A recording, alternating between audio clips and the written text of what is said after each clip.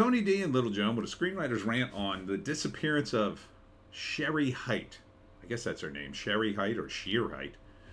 An author who didn't actually disappear. Smash like and subscribe. Thank you for smash liking and subscribing. Check out my books. Links in the description. Comedy Horror in South Jersey. It's the Pineys. Books 1 through 12. Available at Amazon.com. Don't forget, Kindle Unlimited is free. So back in, I want to say the early 90s, this woman emerged with a book called The Hite Report about sex and about how men had to get better at sex, basically.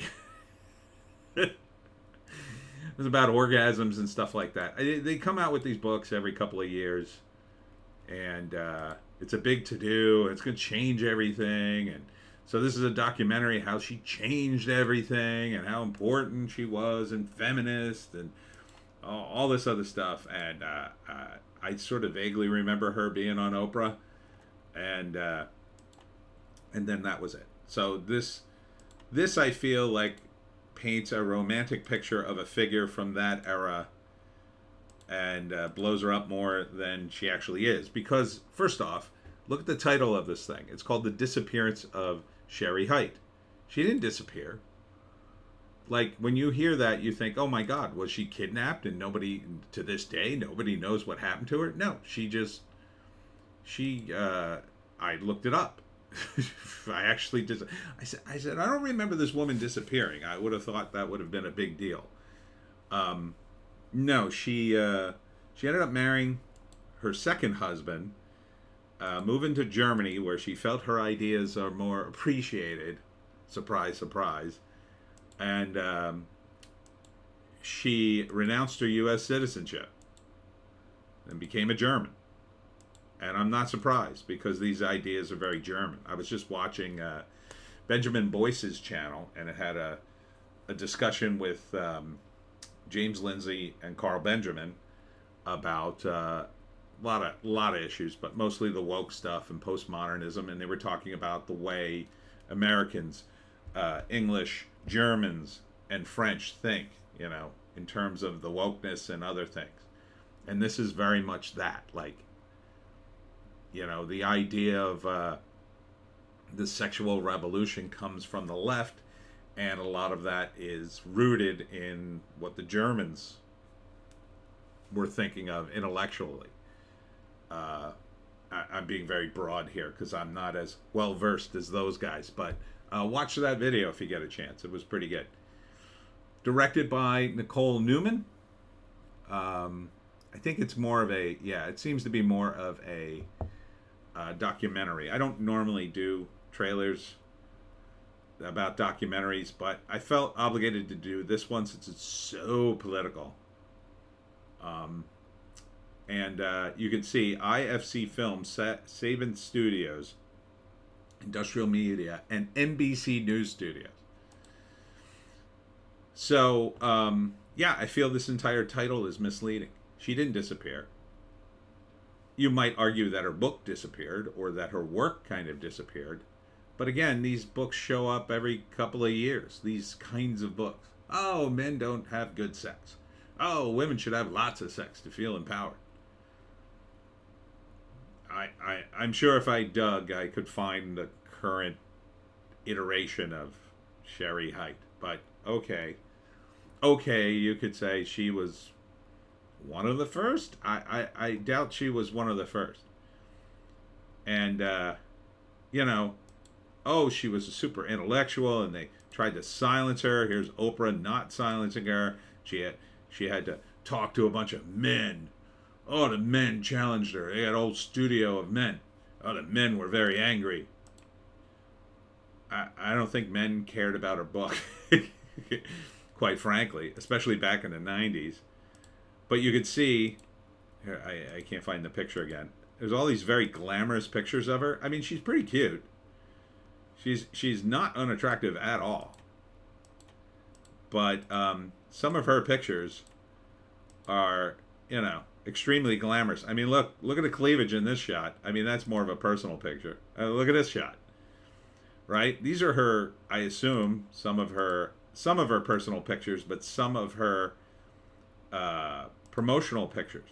Like this shot. I mean, like, does this say to you, oh, wow, she's an intellectual to be taken seriously? No, this says to me, oh, she's doing a sexy ad for a cigarette or I don't know, a perfume. You know, every few years, now that's kind of serious. She looks more like a reporter there, crusading reporter. In this shot, the clip is like, is this going to be about bashing yet men? And she says something angry like, oh, it might be. I can't find the glamour shot. She's got a few glamour shots. That's one of them. Wait a minute. Yeah, that's a glamour shot too. It's like, if you want to be treated as an intellectual, why are you taking these glamour shots? Right, because you're a woman and you sort of revel in your beauty. There's another one. I mean, come on. But, you know, oh, there it is. I was looking for that one. I mean, look, she's really attractive. There's nothing wrong with that. But if you want to be taken as a serious intellectual, there's an optics to it. If you're like, oh, well, I want to change the way men and women interact, and this is very scientific or whatever, I would say you would have more of a scientific deal, unless you were coming at it from a completely different angle. Like, you could see, you know, a former sex worker writes a book and says, oh, I'm going to write this book on my personal experiences and why men and women interact the way they do. And you would see, like, okay, like shots like this, you'd be like, well, she was a sex worker. Like, you know, it seems like this documentary is like, well, why didn't you take her seriously? Men? I see a shot like this and I'm like, I'm not thinking like, ooh, what does she have to say up here? I'm thinking, ooh, tilt down. So, you know, and plus it's partly made by NBC. Feels super woke. Super feminist. Would I see it? Nah, I wouldn't see this. Yeah, just wouldn't waste my time. You know, again, like, wait a couple of weeks and another woman like this will appear with another book like this. I can't believe there's not one now. Except that, like, back in the 90s, it was still, I mean, compared to now, you know, back then I thought, oh, yeah, 90s pretty pervasive, pretty, not pervasive, pretty permissive. You know, people are pretty open sexually, I thought, in the 90s. Puh. Right? Like 30 years later, I'm looking at that going, wow, that was like prude time compared to now. But there was still some semblance of the old order. There were still some religious people running around, still some of the Christian right. And of course, they get into that too, like politically. Oh, the Christian right, they crushed her, kind of thing. Like, no, not in the 90s. In the 90s, the Christian right were there, but people mostly considered them a joke at that point. Mostly everybody was like, oh, shut up. Shut up, we're getting sick of you. Just like we're all sick of the woke now. That's the way it was in the 90s. So it wasn't like, you know, if she had come out with this book, say, in the 70s, yeah, you might have gotten some really angry pushback.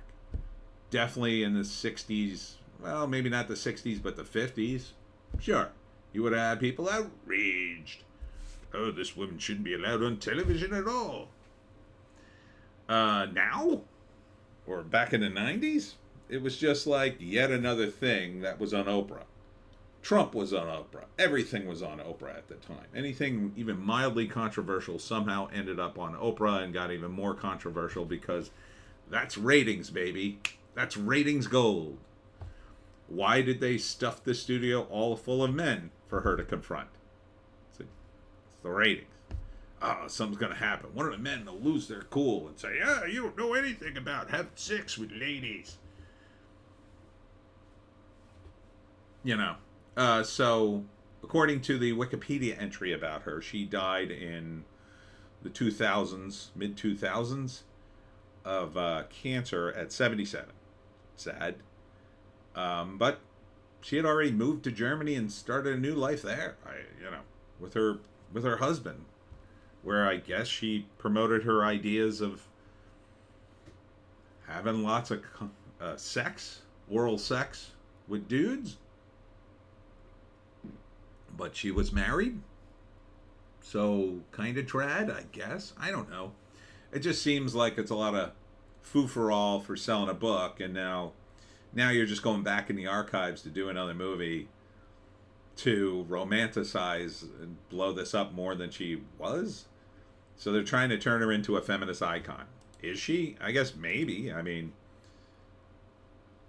the idea that we pushed her out of the United States seems like she made her decision. Seems like she fell in love with a German and decided, you know what?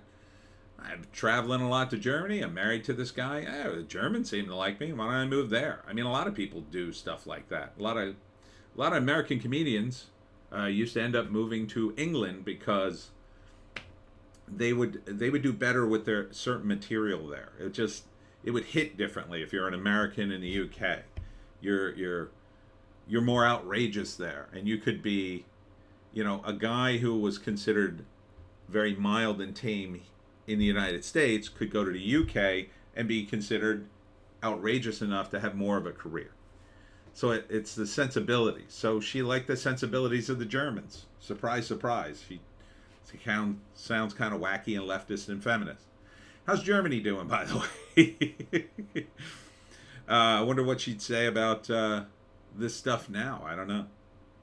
So if you want to see it, it's called The Disappearance of Shere Hite. Opens in theaters November 17th. All right, and here it is, starring Dakota Johnson and Shere Hite. Director Nicole Newman. Shere Hite's 1976. Oh, it's 76? Best-selling book, The Hite Report, liberated the female orgasm by revealing the most private experiences of thousands of anonymous survey respondents. Her findings rocked the American establishment and staged current conversations about gender, sexuality, body autonomy. How did Shere Hite disappear? She didn't disappear. She moved. She moved to Germany. That seems very misleading to me. That's another reason I wouldn't see this movie. I mean, I wouldn't see it even if it wasn't misleading. But that immediately hit me, the title, and I said, I don't remember her disappearing.